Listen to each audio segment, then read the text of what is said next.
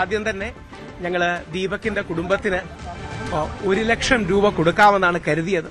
ഇപ്പോ 3,17,000 രൂപ, കുറച്ചുകൂടെ കൃത്യമായിട്ട് പറഞ്ഞാൽ 3,17,074 അല്ലെങ്കിൽ 3,17,000 രൂപ ഇപ്പോ ദീപകിന്റെ വീട്ടുകാരിലേക്ക് എത്തിച്ചിട്ടുണ്ട്. ദീപകിന്റെ അക്കൌണ്ടിലേക്കും പിന്നീട് 2 ലക്ഷം രൂപയും മലബാർ ഗോൾഡിന്റെ ശ്രീ AK ഫൈസൽജി, അതേപോലെ ശ്രീ ഹീലർ അബ്ദുള്ള, അദ്ദേഹം ഫാസ്റ്റ് ലൈൻ എന്ന് പറയുന്ന സ്ഥാപനത്തിന്റെ MD ആണ്. രണ്ടുപേരും ദുബായിലുള്ളവരാണ്. അവർ ചെയ്തിട്ടുണ്ട്. അവരുടെ റെപ്രസെന്റേറ്റീവ്സ് ആയിട്ട് നമ്മുടെ അക്ബർ സാർ അടക്കമുള്ള ആൾക്കാർ വന്നിട്ടുണ്ട്. MRFന്റെ ശ്രീ ജോയ്, ശ്രീ മുകേഷ്, അഖിൽ അടക്കമുള്ള ആൾക്കാർ, അഖിലുണ്ട്.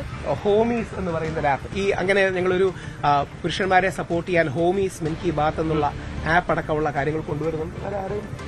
അപ്പോൾ ആ രീതിയിൽ നമ്മളാ കഴിയുന്ന സപ്പോർട്ടുണ്ട്. അപ്പോൾ 2 ആവശ്യങ്ങളാണ് മുമ്പോട്ട് വെക്കുന്നത്. പേരൻസിനോടും അഭ്യർത്ഥിച്ചു, നിങ്ങളുടെ റിലേറ്റീവ്സിനോടും. ഒന്ന്, ജനുവരി 17 ഇദ്ദേഹത്തിന്റെ ജന്മദിനം. ആ ദിവസം തന്നെയാണ് ഇദ്ദേഹത്തിന്റെ അവസാനത്തിലേക്കും പോകാൻ ദൗർഭാഗ്യവശാൽ സംഭവം ഉണ്ടായത്. അപ്പോൾ ജനുവരി 17 കേരളത്തിൽ നമ്മൾ പുരുഷാവകാശ ദിനമായിട്ട് ആചരിക്കാൻ ആഗ്രഹിക്കുന്നുണ്ട്. ദേശീയ തലത്തിൽ നമ്മൾ ഈ മെൻസ് ഫൗണ്ടേഷൻസുമായിട്ട് ബന്ധപ്പെട്ടും കൂടെ നമ്മൾ പറയുന്നുണ്ട്. കാര്യം ഒരു പുരുഷൻ അവന്റെ അവകാശങ്ങളിലും അവന്റെ ജീവിതത്തിലെ വേദന സംഭവിച്ച് നമ്മളിൽ നിന്ന് വിട്ടുപിരിഞ്ഞതാണ്. അതോടൊപ്പം ദീപകിന്റെ ഓർമ്മ നിലനിർത്താൻ, കാര്യം നമ്മളൊക്കെ ഈ ഒരാഴ്ചയോ 2 ആഴ്ചയോ ചിലപ്പോൾ 1 മാസമോ 2 മാസമാണ് കാണുന്നത്. ഇവരുടെ ജീവിതം അതിനുശേഷവും തുടർന്നു പോകണമല്ലോ.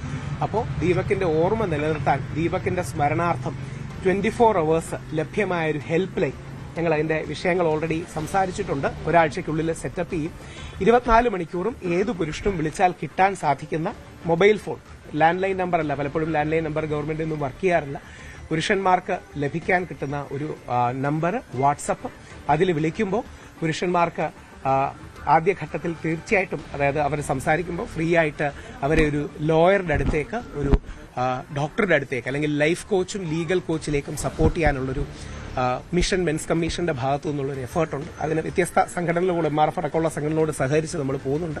അതോടൊപ്പം ഇമ്പോർട്ടന്റ് ആയി നേരത്തെ ഇവിടുത്തെ രാഷ്ട്രീയ പ്രാതിനിധ്യം അടക്കമുള്ള ആൾക്കാർ പറഞ്ഞത്, നിങ്ങൾ ഈ വീട്ടിൽ വരുന്നത് പോലെ തന്നെ ഈ പെൺകുട്ടിയുടെ വീട് അന്വേഷിച്ചെത്താൻ നിങ്ങൾക്ക് ഒരു ബുദ്ധിമുട്ടുമില്ല. അപ്പൊ ആ പെൺകുട്ടിയുടെ കൂടെ കാര്യങ്ങൾ കണ്ടുപിടിക്കണം. തൽക്കാലം അവർ അബ്സ്കോണ്ടിങ് ആണെന്നാണ് മനസ്സിലാക്കുന്നത്. പോലീസ് ഇതുവരെ അറസ്റ്റ് ചെയ്തിട്ടില്ല. ഒരു കാര്യം കൂടെ, ആ പെൺകുട്ടിയോടും ആർക്കും പ്രതികാരമല്ല ഉള്ളത്, പക്ഷെ നീതിയാണ് വേണ്ടത്. ഇപ്പം ചിലപ്പോൾ സോഷ്യൽ മീഡിയ പോസ്റ്റിൽ ചില ആൾക്കാരൊക്കെ വളരെ മോശം കമന്റുകൾ ആ പെൺകുട്ടിക്കെതിരെ ഇടുന്നത് പറ്റും കണ്ടു. അതിനോടൊന്നും ആരും യോജിക്കുന്നില്ല. കാര്യം പ്രതികാരമല്ല നീതി. പക്ഷേ ദീപകിന് നീതി കിട്ടണം, ദീപകിന്റെ കുടുംബത്തിന് നീതി കിട്ടണം. ഇന്ത്യൻ നിയമം അനുശാസിക്കുന്ന ആത്മഹത്യാ പ്രേരണയും IT ആക്ടും അടക്കമുള്ള വകുപ്പുകൾ ചുമത്തി ആ പെൺകുട്ടിയെ അറസ്റ്റ് ചെയ്യണം. അത് വേറൊന്നും കൊണ്ടല്ല, അതാണ് നിയമം എന്നുള്ളത് കൊണ്ടാണ്. നാളെ ഏറ്റവും പ്രധാനം, നാളെ വേറൊരാളുടെ കണ്ടന്റിന് വേണ്ടി നമ്മുടെ ജീവിതം അല്ലെങ്കിൽ ഒരു പുരുഷന്റെ ജീവിതം ഇല്ലാതായ, ഞാനിത് പറയുന്ന ഒരു അച്ഛനായിട്ട് കൂടെയാണ്. അതായത് ഞാൻ 2 ആൺകുട്ടികളുടെ അച്ഛനാണ്. ഒന്നാമത്തെ മോന് 9 വയസ്സും രണ്ടാമത്തതിന് 2 അല്ലെങ്കിൽ 3 വയസ്സുമാണ്. നാളെ അവൻ വളർന്നു വരുമ്പോൾ ഇതിനെക്കാട്ടി കൂടുതൽ ഡിജിറ്റൽ മീഡിയ ഉള്ള ലോകമായിരിക്കും. നാളെ അവരുടെ കണ്ടന്റിനായിട്ടോ അവരുടെ ശത്രുക്കളോ അല്ലെങ്കിൽ ആരെങ്കിലും ചെയ്യരുത്. നമ്മുടെ ആദരണീയനായ മുഖ്യമന്ത്രിക്കടക്കം മകനുള്ളതാണ്, നമുക്ക് എല്ലാവർക്കും ആൺമക്കളും ഉള്ളതാണ്. സ്ത്രീകളോടൊപ്പം തീർച്ചയായിട്ടും വേണം എല്ലാവിധ പിന്തുണയും സ്ത്രീകൾക്കുണ്ട്. എന്നാൽ പുരുഷന്മാർക്കും കൂടി സപ്പോർട്ട് വേണം. ഇന്ന് 11:30 പ്രസ് മീറ്റ് ഉണ്ട്. ആ പ്രസ് മീറ്റിലും നിങ്ങൾ മാധ്യമങ്ങൾ ആലോചിക്കേണ്ട ഒരു കാര്യം, ഏകദേശം 11 മാസമായി നിയമസഭയിൽ പുരുഷ കമ്മീഷൻ ബില്ല് ഇരിക്കുകയാണ്. 11 മാസമായിട്ട്. കഴിഞ്ഞ ഫെബ്രുവരിയിൽ സ്പീക്കർ പെർമിഷൻ കൊടുത്തതാണ്. ഇതുവരെ അവതരിപ്പിക്കാതിരിക്കുന്നതിന്റെ കാര്യം, നിങ്ങൾ മാധ്യമങ്ങൾ അവരെ സ്ത്രീവിരുദ്ധരെന്ന് വിളിക്കുമെന്ന് പേടിച്ചാണ്. ഒന്ന് ആലോചിച്ച് നോക്കുക. ഇന്ന് രാജ്യസഭയിൽ അവതരിപ്പിച്ചു. നമ്മുടെ കേരളമാണ് ആദ്യമായിട്ട് കൊണ്ടുവന്നത്. ശ്രീ എൽദോസ് കുന്നപ്പള്ളി എന്ന MLA സ്വകാര്യ ബില്ലായിട്ട് കൊണ്ടുവന്നു. ഇന്ത്യയിൽ ആദ്യമായിട്ട് നമ്മളാണ്, കേരളമാണ് കൊണ്ടുവന്നത്. ഇപ്പൊ രാജ്യസഭയിലൊക്കെ അവതരിപ്പിച്ചു. ഡോക്ടർ അശോക് കുമാർ മിത്തൽ, ആപ്പിന്റെ MP, ലവ്ലി പ്രൊഫഷണൽ യൂണിവേഴ്സിറ്റിയുടെ ഒക്കെ സ്ഥാപകനാണ്. നമ്മളാണ് ഏറ്റവും പോസിറ്റീവായ ഈ നിയമം കൊണ്ടുവന്നത്. പക്ഷേ സ്ത്രീവിരുദ്ധരാണെന്ന് മാധ്യമങ്ങൾ വിളിക്കും, സ്ത്രീവിരുദ്ധ ചാപ്പ കുത്തും, സ്ത്രീവിരുദ്ധരാണെന്ന് ചർച്ചയുണ്ടാകുമെന്ന് പേടിച്ചാണ് ഈ വിഷയം സംഭവിക്കാത്തത്. അതിനും കൂടി സപ്പോർട്ട് കൊടുക്കണം. അപ്പോൾ ഒന്നുകൂടെ സംക്ഷിപ്തിച്ചു പറഞ്ഞാൽ, ദീപകിന്റെ അച്ഛനെയും അമ്മയും കാണുകയുണ്ടായി.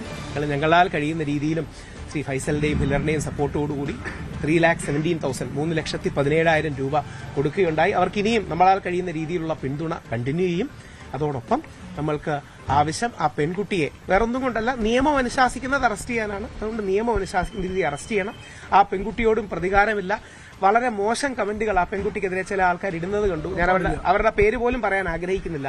ഈ കണ്ടന്റ് ചെയ്യുന്ന കുട്ടികളെ പീഡിപ്പിക്കണമെന്നൊക്കെ പറയുന്ന ചില കമന്റുകളുണ്ട്. അതൊന്നും ഒരു കാരണവശാലും അംഗീകരിക്കില്ലെന്ന് മാത്രമല്ല പോലീസ് ആക്ഷനും എടുക്കണം. അത്തരത്തിൽ അമിതമായി ഏതെങ്കിലും പുരുഷന്റെ ഭാഗത്തു നിന്ന് അങ്ങനെ സ്ത്രീക്കെതിരെ കമന്റ് വന്നിട്ടുണ്ടെങ്കിൽ അതിനെ അപലപിക്കുകയും ചെയ്യുന്നു. പോലീസ് അതിന് നിയമം എടുക്കണം. തിരിച്ചും അങ്ങോട്ടും ഇങ്ങോട്ടും ചില സ്ത്രീകൾ അങ്ങനെ ഇട്ടു എന്ന് പറയുന്നു, ചില പുരുഷന്മാർ തിരിച്ചിട്ടു എന്ന് പറയുന്നു. രണ്ടും ശരിയല്ല. കാര്യം പുരുഷനും സ്ത്രീയും സമൂഹത്തിലെ രണ്ട് കൈകളാണ്. അവ ഒരുമിച്ച് പ്രവർത്തിക്കേണ്ടതാണ്, പരസ്പര വിരോധത്തിലല്ല. ഈ അവസരത്തിൽ പുരുഷ കമ്മീഷൻ വേണം. ജനുവരി 17 പുരുഷാവകാശ ദിനമായി നമ്മൾ ആചരിക്കും. ദീപകിന്റെ സ്മരണ നിലനിർത്താനായി ദീപകിന്റെ ജന്മദിനത്തിനും നമ്മളെ വിട്ടുപിരിഞ്ഞ ദിനത്തിനും നമ്മളത് ആചരിക്കും. അതോടൊപ്പം ഒരു ഹെൽപ്പ് ലൈൻ നമ്പർ ഒരാഴ്ചയ്ക്കുള്ളിൽ എനിക്ക് തോന്നുന്നു നമുക്ക് ഓൾറെഡി നമ്മൾ സംസാരിക്കുമ്പോൾ അതിന്റെ വർക്ക് തന്നുകൊണ്ടിരിക്കുകയാണ്. പ്ലീസ് റിപ്പബ്ലിക് ഡേയോ അതിന് ശേഷമെങ്കിലും 24 മണിക്കൂറും ആക്റ്റീവ് ആകുന്ന ഒരു help line mobile number plus WhatsApp നമ്മൾ കൊണ്ടുവരാൻ ശ്രമിക്കും. ഇതൊരു ഓഫീസ് ബേസ്ഡ് ആണോ? ഞങ്ങളല്ല, ഡിജിറ്റലി ബേസ്ഡ് ആണ് വർക്ക്. ഇനി ഇതൊരു സംഘടനയോ സംവിധാനമോ അല്ല. അതായത് മെൻസ് കമ്മീഷൻ ഗവൺമെന്റ് കൊണ്ടുവരേണ്ട ഒരു കാര്യമാണ്. മെൻസ് കമ്മീഷൻ എന്ന് പറഞ്ഞാൽ ഒരു ക്വാസി ജുഡീഷ്യൽ ബോഡിയാണ്. എല്ലാ കമ്മീഷനും, മെൻസ് കമ്മീഷനും യൂത്ത് കമ്മീഷനും ഒക്കെ. അതുകൊണ്ട് ഞാൻ യൂത്ത് കമ്മീഷന്റെ ഭാഗമായി പ്രവർത്തിച്ചിട്ടുണ്ട് കേരള ഗവൺമെന്റിന്റെ. അതുകൊണ്ട് നിർബന്ധമായി കൊണ്ടുവരണം.